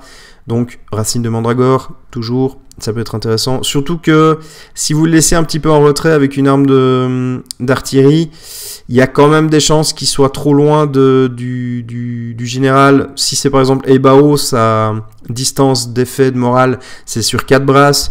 Et vous gagnez un +1 aussi au moral si vous... Ouais, vous gagnez un +1, je crois. Si vous êtes à 5 brasses de votre meneur. Souvent il va quand même être un petit peu en retrait, donc Racine de Mandragore, Rome, l'un ou l'autre, les deux peut-être, pourquoi pas. Au final il vaut pas si cher que ça, donc du coup pourquoi ne pas profiter des opportunités qu'on a. C'est également un des Maok les plus lents, puisqu'on a vu beaucoup de mouvements à 5 ou 6, là il est à 4. Donc il va pas courir comme un fifou, mais il va quand même vite par rapport à certaines autres bandes. C'est une distance de mouvement qui est tout à fait correcte. Une figurine qui, on voit les avantages directs qu'elle peut avoir. On voit les avantages qu'elle donne directement sans vraiment chercher au-delà. Les objets qu'on peut lui donner, c'est ce que j'ai dit, c'est justement un Racine de Mandragore, du rhum. S'il est servant d'artillerie, peut-être une potion de dextérité pour pouvoir être sûr de fiabiliser le tir, mais en même temps, vous ratez assez rarement le tir d'une pièce d'artillerie. Derrière, est-ce qu'on n'aimerait pas aussi avoir un peu plus de PA, mais ça veut dire engager un magicien qui va rester à côté de lui, est-ce que c'est pas un peu dommage? Il y a plein de petites choses qu'on peut faire avec. Il est moins, comment on va dire ça, moins forcément subtil qu'une Meiko ou qu'un Renze, où on peut essayer de faire des trucs vraiment très très tirés par les cheveux, voire même sournois. On connaît son utilité, on sait ce qu'il a à faire, il le fait très bien pour le coût dont on le paye. Mais voilà, une fois de plus, là jusqu'à maintenant, j'ai toujours dit que les Maok étaient vraiment cool et que c'était hyper intéressant et tout.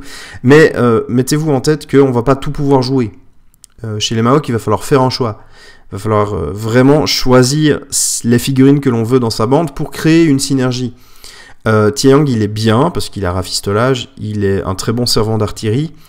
Mais en dehors de ce rôle-là, si vous jouez par exemple plein de pandas ou des moines guerriers qui n'ont pas d'armure, bah Tieyang du coup il va pas servir à grand chose, surtout si vous n'avez pas d'artillerie derrière. Donc il va quand même falloir que vous fassiez des choix. Et malgré le fait que jusqu'à présent j'ai dit que je voulais tous les mettre dans une seule bande, bah c'est pas possible. Donc du coup c'est un petit peu embêtant. Mais il a des avantages qui sont quand même conséquents. Je pense qu'une bande avec Tieyang, 2 lancières et Yuan Shi, ça, avec un canon, ça peut clairement être intéressant. Je pense que ça peut donner quelque chose de pas mal. Il est tout à fait capable de gérer des objectifs qui se placent sur la dextérité, sur la force ou la constite, avec potentiellement un dé en plus s'il le faut. Le mental, faut pas trop y compter, hein, malheureusement. Mais je pense que c'est une figurine qu'on aurait envie de prendre pour 60 pièces d'or. Enfin, 63 pièces d'or. C'est quelque chose qu'on aurait envie d'avoir si on a les moyens, parce qu'il donne des avantages et qu'au final, on n'a pas forcément besoin de se creuser la tête pour avoir ces avantages-là. J'ai parlé un petit peu des objets. Donc, la potion de Dex, si on est avec une artillerie un peu capricieuse. Lui changer son arme, je vois pas l'intérêt. Lui changer son armure, je vois pas l'intérêt non plus, puisque en soi, vous allez soit payer 20 pièces d'or en plus pour lui mettre une armure de plate, mais ça vaudrait tellement pas la peine, soit lui mettre une armure moins bien, mais qui protégerait un peu mieux. Il y a quoi? L'armure de cuir, il y a une armure intermédiaire encore qui fait -1, je sais plus combien, -2, je crois, quelque chose comme ça. Je vois pas l'intérêt de changer ses équipements.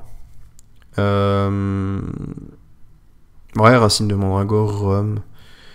Le gris-gris, ça peut être bien si vous faites un échec critique sur le tir d'artillerie et que vous avez du coup le gris-gris pour relancer sans utiliser des PA. Ça peut valoir la peine dans certaines combinaisons. Donc bon, le gris-gris vaut toujours la peine, hein, on s'entend. La poupée vaudou également. C'est pour ça que j'en parle presque jamais. C'est parce que c'est des objets qui sont naturellement utiles. Du coup, toute la bande peut en bénéficier. Il y a personne qui ne bénéficie pas des effets d'un gris-gris ou d'une poupée. Peut-être lui rajouter, mais ça je sais pas si ça se rajoute à lui ou au canon à proprement parler, c'est le Gargousse et Boulet. L'objet qui fait +1 en tir d'artillerie et qui donne plus de munitions. Ça peut toujours être bénéfique s'il est servant d'artillerie pour justement qui tire mieux et qui touche mieux. Ça peut toujours être dans ce cas de figure-là très intéressant d'avoir un boost à ce niveau-là. Je crois qu'on a fait le tour un petit peu de Tieyang. J'ai peut-être oublié des choses, mais je m'attarde un peu moins là-dessus. Déjà que le Tactica est très long. Et on va passer au fameux canon. Canon, quand ils sont sortis, si vous avez suivi la revue sur les news, où j'ai pas mal décrié ces canons Maok. Et ensuite, j'ai été menacé, je me suis réveillé durant la nuit, il y avait des bruits chez moi, des gens qui voulaient m'assassiner parce que j'avais dit du mal des canons. Non, bref. Mais il y a eu pas mal de réflexions sur les canons, il y a eu pas mal de choses que j'ai appris, que j'ai compris. Donc je vais revenir un petit peu sur ce qui s'est passé avec les canons pour vous expliquer un petit peu mon désarroi au moment de la sortie et pourquoi j'ai un petit peu changé d'avis sans pour autant avoir absolument complètement changé mon point de vue. On va commencer par le canon impérial qui, à mon avis, est toujours un peu trop cher. je vais me faire taper. Alors, le canon impérial, on a un canon pour 80 pièces d'or, munitions 5, point de structure 7, le lancer d'objet force 6, déplacer une pièce d'artillerie force 3, les boulets, 4 PA, cadence 1, 2d10 dégâts, recharge 4 PA. Le gabarit, une carte portée à courte, c'est 14 la difficulté. À partir de 7, c'est 12. Et à partir de 11, pardon, c'est 14. En cas de réussite critique, les cibles sont sonnées. Elles devront dépenser 1 PA de plus pour leur mouvement gratuit. Pour se relever. Je vais y arriver. Pardon. Alors, le problème des canons, c'est qu'on ne peut pas s'empêcher de les comparer à ce qu'on a déjà. C'est-à-dire le canon standard, qui est engageable par 4 factions, c'est une espèce de semi-mercenaire, et surtout El Diablo et Bonebreaker. Et quand on a un canon qui coûte à peu près 50 pièces d'or, qui fait 1 des 10 plus 8 dégâts, moi ça me fait vraiment mal au océan, de payer 30 pièces d'or de plus pour un canon qui fait 2d10. Alors oui, il peut faire 20, mais il va surtout faire moins. Parce que du coup, voilà. Et c'est un peu compliqué, c'est un peu douloureux, c'est un peu tout ce que vous voulez. Ça m'embête de payer 80 pièces d'or pour ça. Ça m'embête vraiment. Je suis frustré, parce que la figurine est superbe. Avoir la poudre en Asie, c'est connu depuis longtemps et ça me semblait être une évidence qu'on ait accès à une batterie d'artillerie complète. C'était pour moi quelque chose d'inscrit chez les Maoks avant même la sortie de tout ça. Mais voilà, payer 80 pièces d'or, c'est trop cher. Je vais revenir après sur le pourquoi c'est 80 pièces d'or parce qu'il y a une raison très simple et justifiée. Ce qui n'empêche que ça me fait quand même mal au océan. Je vais parler un petit peu... Je vais faire la liste des canons et on reviendra un peu sur ces canons. Le canon Mahawk, 70 pièces d'or, 5 munitions, 6 points de structure, 3 PA pour tirer, cadence 1 des 5 plus 3 dégâts, recharge 3 PA, gabarit une carte, les portées c'est 13 la difficulté, puis 11, puis 13. En cas de réussite, les cibles sont sonnées comme le grand frère. Le canon Mahawk, je l'avais comparé à sa sortie au canon standard, et je disais que le canon standard faisait plus de dégâts, il était un peu plus cher à recharger, de mémoire, il devait coûter 4 PA à la place de 3, où on tirait, bref. Les portées étaient pas forcément vraiment, enfin les difficultés étaient pas forcément énormes, la différence n'était pas forcément là, et pourtant, le canon Mahawk coûte plus cher, pour faire moins de dégâts, le 1 des 5 plus 3 dégâts, même maintenant, ça me fait chier. Vraiment, ça me... 1 des 5 plus 3 dégâts, putain, une lancière fait 1 des 5 plus 1, quoi. Le canon Mahawk, il envoie quoi? Il envoie des boulets en mousse. Je reste quand même persuadé qu'il aurait mérité 1 des 5 plus 5. Allez, un petit des 5 plus 5 dégâts, là, j'aurais été ok. Mais 1 des 5 plus 3, pour moi, c'est pas intéressant. Mais encore une fois, après réflexion... il s'avère qu'il y a moyen de l'utiliser de manière intelligente. Mais voilà, il a fallu utiliser sa tête, ce qui n'est pas donné à tout le monde. Je vais parler du lance-fusée après, si vous le voulez bien. Parce que le lance-fusée est encore un peu spécial par rapport aux autres canons. Alors, le canon impérial et le canon Mahawk, c'est des déceptions à la sortie. Et c'est toujours des figurines que je vais pas avoir envie de jouer principalement avec les Mahawk parce que je pense qu'il y a d'autres choses à faire que de payer beaucoup trop cher pour de l'artillerie. Pourquoi ça? Parce que 80 pièces d'or ou 70 pièces d'or, c'est quand même un investissement qui ne se fera pas avec des PA. Du coup, vous allez jouer après votre adversaire. Du coup, s'il a un colosse, il peut vous charger, balancer le canon à péta ou schnock, et du coup, vous l'aurez dans le baba, parce que votre canon n'aura servi à rien.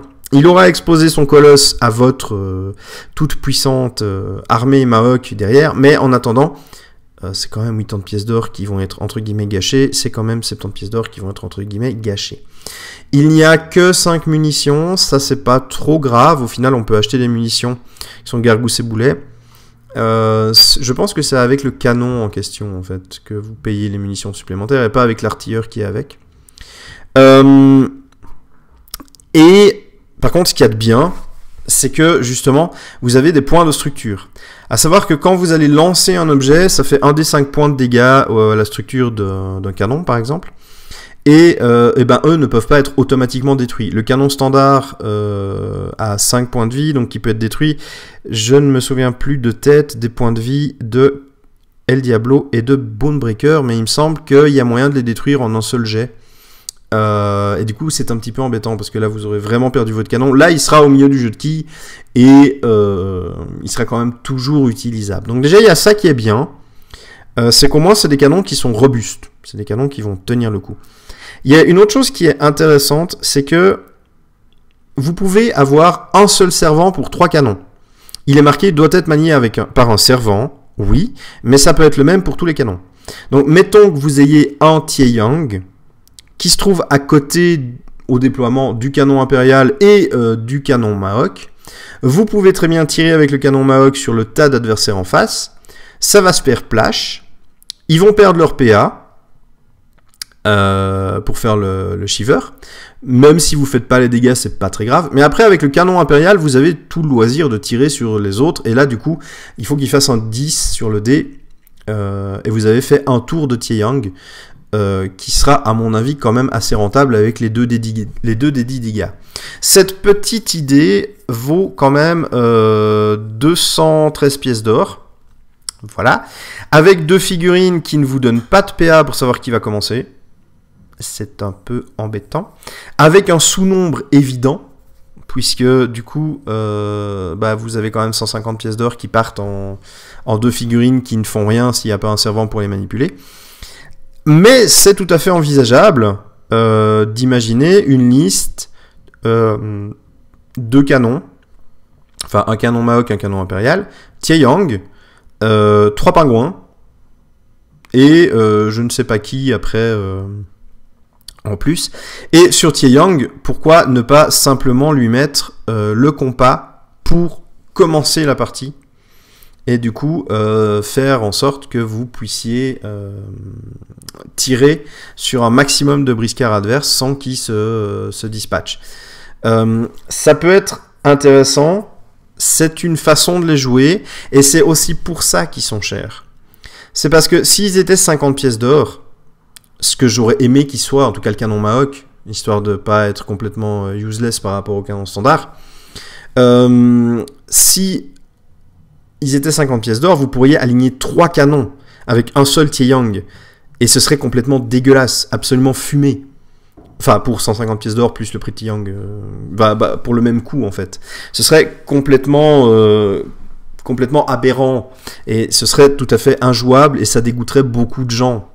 Et je peux comprendre la réflexion qui a poussé TGCM à mettre ce prix pour le canon Maok et le canon impérial, c'est pour justement éviter d'avoir une liste en fond de table qu'avec de l'artillerie et de dégoûter en fait les gens de se battre contre cette liste-là. Le problème, c'est que moi, mon ressenti, c'est d'être dégoûté par les canons, parce que du coup, je les joue jamais, ça m'intéresse pas. Quitte à acheter un canon bien cher, je prends une Rotuma, hein, avec les règles d'alliance et de contrat. Même 2 bébés Rotuma, hein, moi je m'en fous.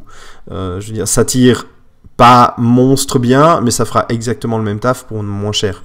Avec des PA, avec de l'armure, avec tous les avantages qu'on connaît à Rotuma et à bébé Rotuma. Du coup, je reste sur une position plutôt déçue de ces canons. Il y a moyen de faire des choses avec, hein. Attention. Ne me faites pas dire une fois de plus ce que je n'ai pas dit. Il y a moyen de faire des choses avec ces canons. Il y a moyen sans doute de faire des listes qui sont à thème, qui sont sympas, qui qui sont fun à jouer, qui sont intéressantes pour certains scénarios bien précis, notamment les scénarios multijoueurs. Je pense que le scénario où, dans le livre 2, on aligne 1200 pièces d'or de chaque côté, une liste avec 2 canons Mahawk, voire même plus, et des Taeyang pour faire servant d'artillerie, ça peut être hyper complémentaire à plein de choses. Et là, ça va vraiment devenir quelque chose de vraiment, vraiment fort. De même que les formats montent petit à petit. On a vu un format 600 pièces d'or sur un tournoi. Je pense que à force de monter, on va se dire qu'on va débloquer les points nécessaires pour jouer un canon Mahawk, parce qu'en face, enfin pour jouer des canons chez les Mahawk, parce qu'en face, il y aura aussi des colosses qui vaudront le prix de ces canons. Je pense qu'ils peuvent être intéressants. Dans un format 400 et 500 points, mon point de vue est que non. Je suis désolé, je reste sur cette idée-là. Je les trouve trop chers dans un format à 500 points. Dans un format à 400 points en multiplayer, en multijoueur, comme le scénario que j'ai évoqué juste avant, avec 1200 points, pièces d'or, pardon, de chaque côté. Là, je suis d'accord que vous avez moyen de faire quelque chose de vraiment très fort et vraiment bien dégueulasse, je pense, vraiment. Mais voilà, ces canons vont demander des parties avec un peu plus de points pour pouvoir les sortir, parce qu'en face, il y aura aussi des figurines qui voudront un peu plus, et du coup, ça va peut-être valoir la peine à ce moment-là. Voilà, pour le canon Mahawk et pour le canon Impérial, c'est ce que je pense. Peut-être me trompe-je. J'accepte tout à fait de me planter. C'est mon ressenti. Et actuellement, c'est celui-là que je vous partage. Si vous n'êtes pas d'accord avec ce que j'ai dit, évidemment, dites-le moi. Mais essayez d'argumenter. Essayez de réfléchir aussi. Parce que c'est facile de dire « Ouais, non, je suis pas d'accord avec toi, ils font super mal. » Mais si c'est pas argumenté, ou alors présentez-moi une liste dans laquelle vous joueriez ces canons-là, et une liste qui est capable de tenir un petit peu sur la table, et pas autour d'eux qu'elle soit complètement balayée parce que y a eu une charge ou il y a eu quelque chose qui s'est passé. Donc, essayez vraiment d'argumenter pour me dire, bah voilà, les canons Mahawk qui sont jouables de telle façon. Je pense notamment aux grands pontes et aux grands intelligents qui ont peut-être pondu les profils et autres. On a déjà eu une discussion là-dessus. Je suis d'accord avec vous que moins cher, il serait complètement dégueulasse et du coup il dégoûterait beaucoup de jouer contre les Mahawk. Mais ce prix-là dans un format actuel de jeu me dérange. On va passer au lance-fusée qui est parmi les 3 canons spécifiques au Mahawk, à mon avis le meilleur. J'irai pas jusqu'à dire qu'il est craqué parce que c'est pas vrai, mais c'est un canon qui est extrêmement fort, bien utilisé. C'est-à-dire que c'est un canon qui va déjà avoir une portée un peu spéciale, c'est 2 cartes de long. Donc pour 60 pièces d'or, vous avez, je fais vite la petite carte, 5 munitions, 5 points de structure, 3 PA pour tirer, 1 des 10 dégâts, recharge 4 PA. Toutes les figurines sous la bande de 2 cartes de long sont touchées. Pas de déviation si le tir est raté. Sur un échec critique, effectuez un jet de déviation par fusée, 1 des 5 dégâts par fusée, pardon, et 1 des 5 points de structure sur le canon. C'est un canon puissant puisque donc il va tirer en ligne. Alors sur la carte du lance-fusée, on ne se rend pas compte de la portée qu'ont 2 cartes mises bout à bout. Durant ce tactica, je vous invite à prendre 2 cartes briscard et à les mettre l'une contre l'autre. C'est très grand, c'est très long. Par rapport à ce qu'on pourrait s'imaginer, c'est vraiment quelque chose de très très long. Et pourquoi est-ce que ça va être puissant? C'est parce que le lance-fusée, il va falloir le jouer de façon à ce qu'il touche un maximum d'adversaires. Dès que ces adversaires vont être touchés, ils vont faire sauter, ça va leur faire sauter tous les PA restants. Et comme la portée est quand même courte par rapport à ce qu'un canon standard pourrait faire, du coup votre canon il va se retrouver plus proche des combats, il va avoir plus de figurines Mahawk sur les côtés et vous allez pouvoir l'utiliser pour optimiser les attaques que vous allez faire sur les adversaires puisqu'ils seront au sol et sans PA. Tandis que là, vous pourrez quand même taper gaiement et joyeusement. Il fait un des 10 dégâts, ce qui est clairement pas dégueu. Hein, c'est pas non plus ouf, mais c'est pas non plus négligeable. Et du coup, ça peut vraiment faire des dégâts. Ce qui est intéressant aussi, c'est que vous n'avez pas d'échec avec ce canon-là. Donc, quelle que soit la dextérité du servant en question, vous allez pouvoir toucher, sauf en cas d'échec critique, et là, ça part dans tous les sens. J'aime bien l'échec critique, je le trouve rigolo. Je trouve qu'il est marrant. Et vous allez du coup pouvoir faire un maximum de ravages, bien utilisé évidemment, parce que si vous l'utilisez n'importe comment, il va se faire choper, vous allez vous le faire balancer, il va casser, ou alors il sera pas utilisable, bref, vous allez vraiment vous retrouver un petit peu embêté, mais rien n'empêche donc de ne pas tirer tour 1, tour 2, jusqu'à ce que vous soyez dans une bonne position pour le faire tirer de manière optimale. Je pense que ces 5 munitions sont clairement suffisantes, puisque, à mon avis, dans une partie, vous aurez jamais plus de 2 ou 3 tirs optimaux avec le lance-fusée. Et du coup, ça peut valoir la peine. Vous avez par exemple un Taeyang, vous passez votre premier tour à tirer le lance-fusée pour le mettre de façon optimale. Vous l'activez donc en dernier. Ensuite, votre adversaire ou vous-même allez jouer, et à ce moment-là, si votre lance-fusée est mis de manière optimale, vous allez pouvoir faire feu. Ça va faire sauter plein de PA à votre adversaire, et ensuite vous allez pouvoir aller avec vos Maok taper sur les pauvres qui seront à terre sans PA.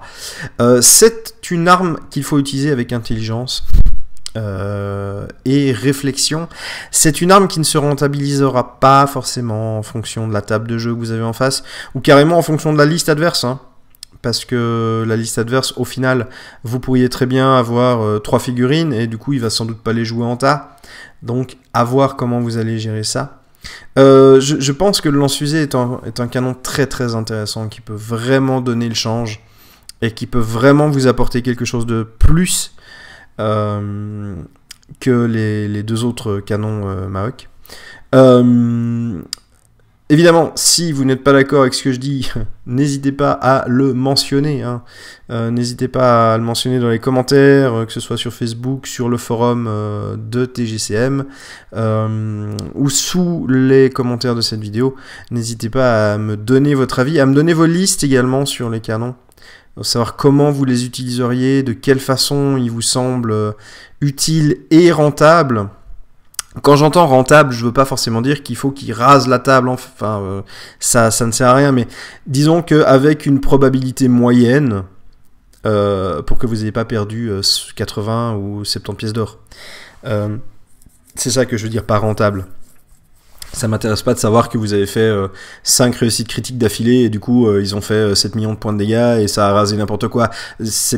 Statistiquement, ça n'arrivera qu'une seule fois, donc du coup, c'est pas ce que j'entends par rentable, c'est ça. Donc, le lance-fusée, à mon avis, le meilleur des 3 sur un format 400-500 points. Bien utilisé, il est extrêmement redoutable. À mon avis, il peut faire de gros dégâts, non pas parce qu'il va faire des dégâts, des points de vie en moins, mais parce qu'il va empêcher votre adversaire de bien se défendre, de bien bouger. C'est aussi intimidant, hein, si vous avez une espèce de défilé, par exemple, vous posez votre canon à un bout, et puis l'adversaire, il va pas forcément pouvoir venir à 3 ou 4, quoi. Donc, si en plus il tire en ligne, moi, à mon avis, ça fait le café. Donc, intéressant pour le lance-fusée, j'aime beaucoup. Pardon. Évidemment, on peut toujours se dire avec les autres canons de mettre les gargousses et boulets pour optimiser les tirs, mais en soi, je pense que bien sélectionner son servant, les jouer de manière intelligente le plus possible, tout en gardant en mémoire que vous n'êtes pas obligé d'avoir un servant par canon, mais vous pouvez avoir 3 canons pour un servant, ça marche. Il y a moyen de faire des choses intéressantes. Alors n'hésitez pas à essayer, à réfléchir. Peut-être que vous allez réfléchir à des listes avec les canons et que vous n'allez pas en trouver. C'est une possibilité aussi, enfin pas trouver une liste qui vous satisfasse en tout cas. C'est une possibilité qu'il ne faut pas négliger, hein. Parfois il y a des figurines, on n'a pas d'affinité avec, ou on n'a juste pas envie, ou je sais pas quoi. Donc c'est pas grave, essayez d'y réfléchir, essayez de trouver une utilité, essayez de proposer une liste. Elles seront discutées plus en détail dans le Tactica 3. Mais sinon, ben, sous la vidéo, sur le forum Facebook, sur le forum Briscard, pardon, sur le Facebook Briscard, on va de toute façon vous donner nos avis, des conseils, des idées. Donc n'hésitez pas. Moi, je suis curieux de savoir comment vous allez, comment les joueurs Maok appréhendent ces fameux canons et de voir comment ça se passe. Merci d'avoir regardé cette vidéo. J'espère qu'elle vous a plu. Et d'ici à la prochaine, eh bien, que les dés soient avec vous.